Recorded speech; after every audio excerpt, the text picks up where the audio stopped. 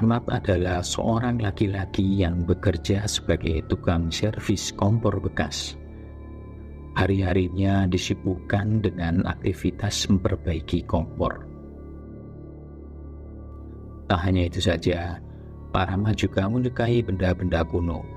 Nampak tersusun rapi benda kuno yang masih tetap terjaga dengan baik. Suara kaca terjatuh dari arah dapur. Kemudian disusul dengan tangisan Lala, yaitu cucunya yang masih berusia 4 tahun.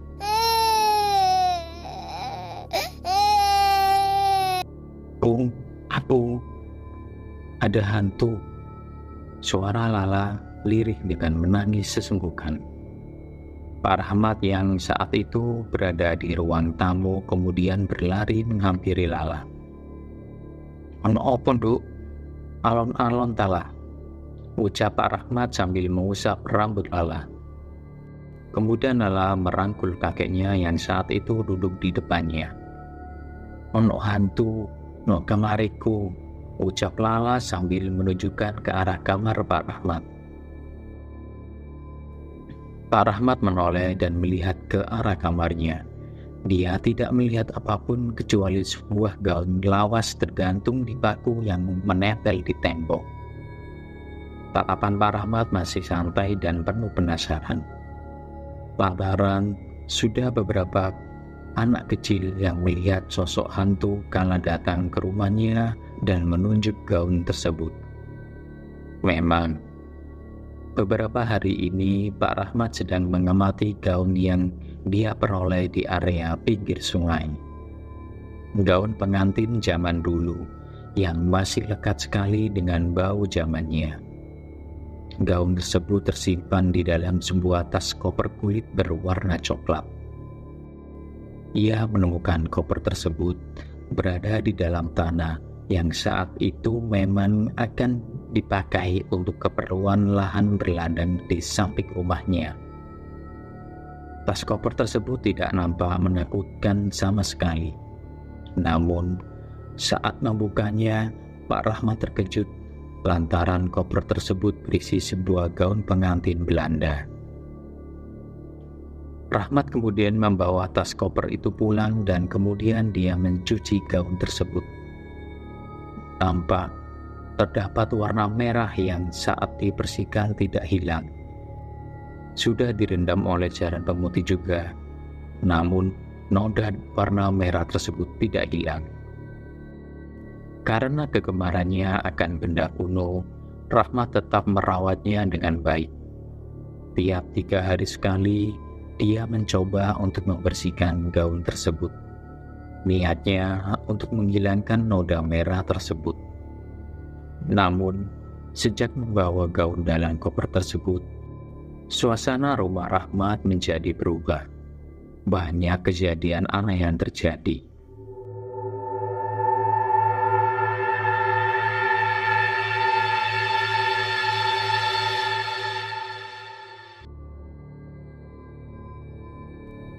Istrinya, Sundari, sering mendengar suara perempuan yang menangis setiap tengah malam.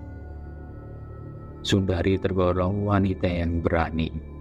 Saat jam loncengnya berbunyi, pasti suara tangisan perempuan itu mulai terdengar. Sundari dengan berani bangun dari tidurnya untuk melihat ke ruang tamu. Sumber dari suara itu berasal. Tidak salah lagi, kecurigaannya selama ini benar. Gaun pengantin yang dibawa oleh suaminya itu memang menyimpan aura mistis dan riwayat yang kelam. Tangisan yang dia dengar tiap malam berasal dari sosok perempuan pemilik gaun tersebut.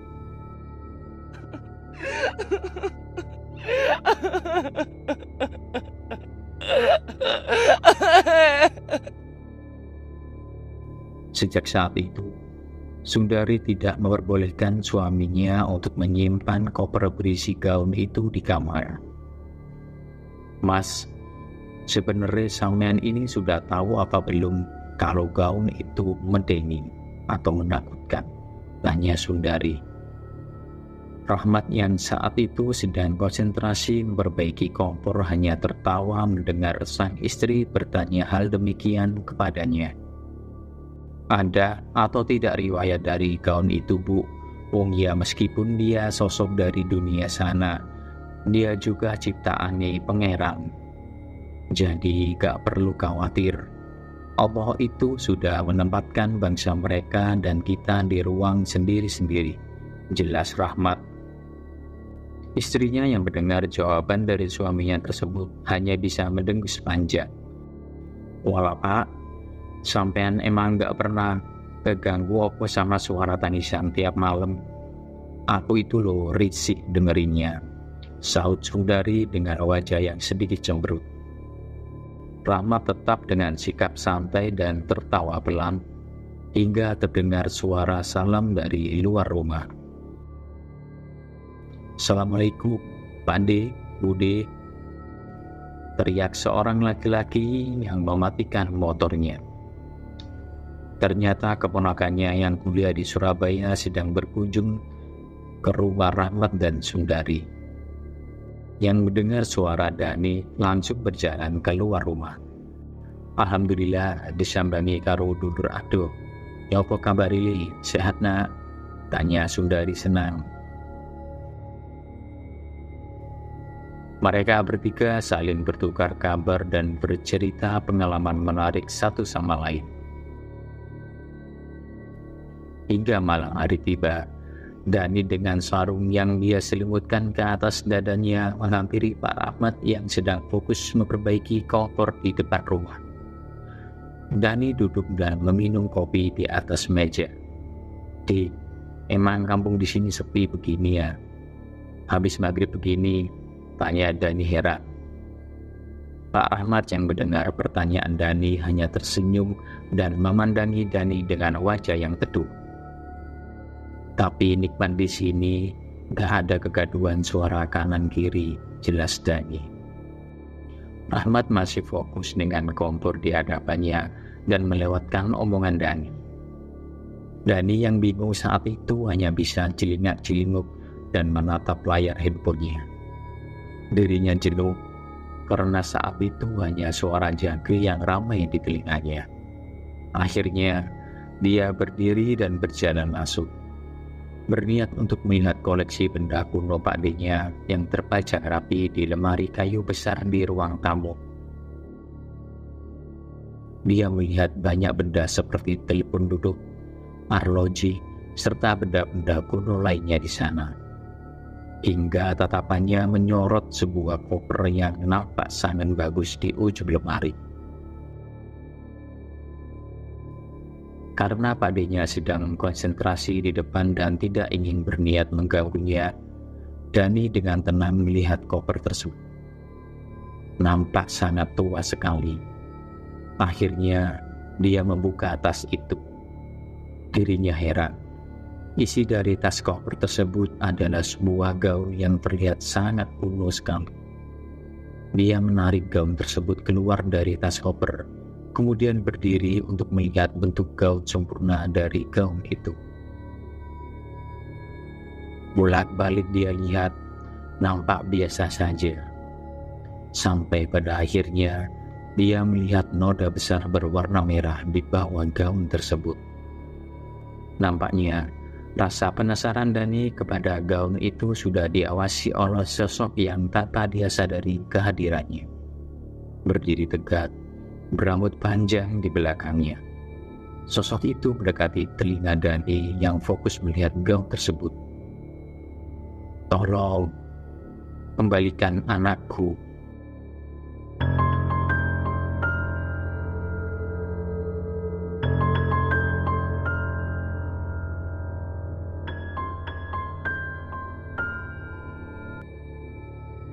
Suara itu lirih terdengar di dekat telinga Dani. Sepontak, Dani terkejut lantaran terdengar suara yang tidak dia sadari dari mana asalnya. Dani kebingungan dan melihat sekitarnya. Tidak ada orang pun di situ selain dirinya. Akhirnya, dia dengan cepat memasukkan gaun itu kembali ke koper dan segera masuk ke dalam kamarnya untuk tidur. Di tengah malam, Dani terbangun dan hendak pergi ke kamar mandi untuk membuang air kecil.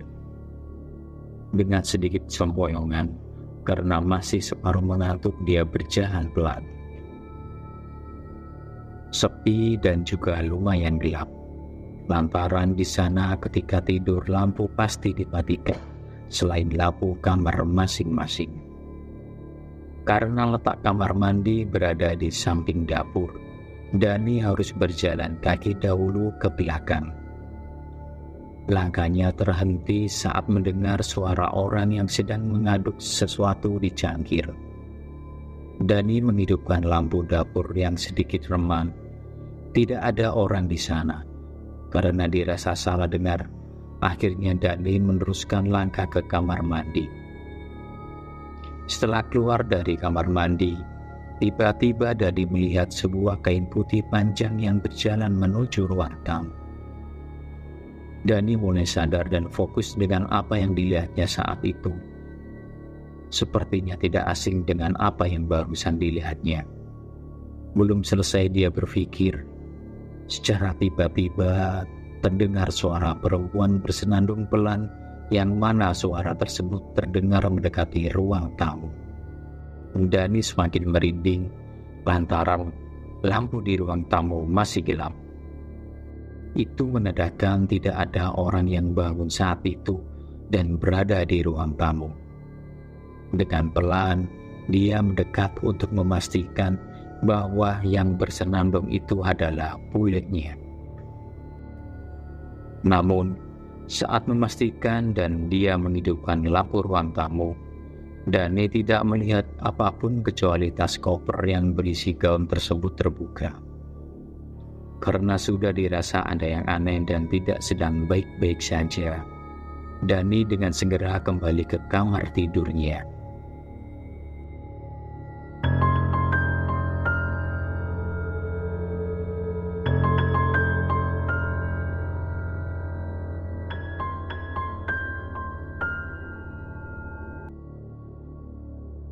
Tetapi kejadian yang tidak diinginkan akhirnya dia alami. Saat hendak berlari ke kamar, pundaknya ditahan oleh tangan yang dingin.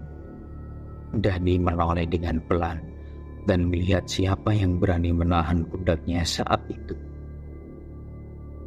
Dia dengan terkejut dan membelalak mata, sungguh sangat dibuat kaget, lantaran yang menahan pundaknya adalah budenya, Sundari, istri Pak Rahmat.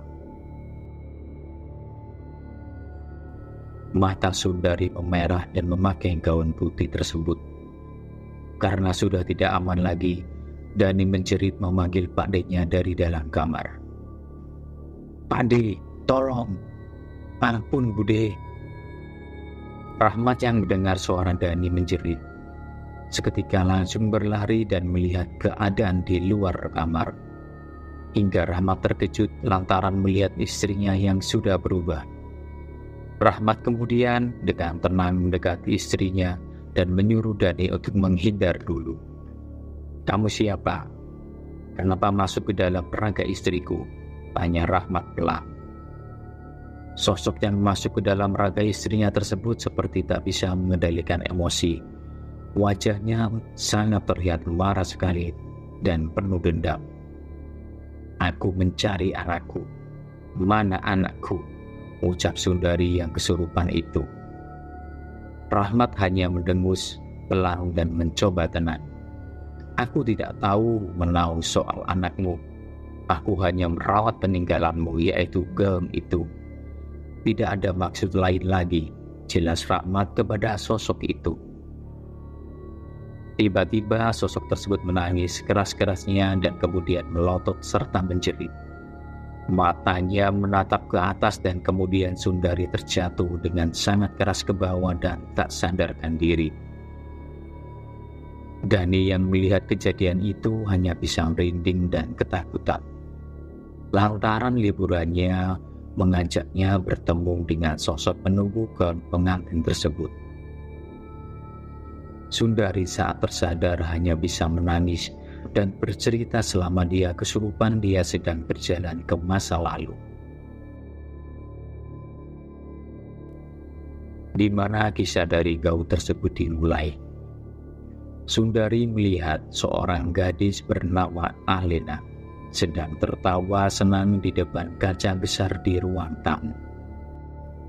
Terlihat beberapa perempuan menghampiri wanita tersebut. Beberapa perempuan tersebut, salah satu di antaranya membawa secangkir minuman yang dia berikan kepada Alena. Alena meminumnya dan kemudian beberapa menit kemudian Alena merasa kesakitan hebat di bagian perutnya.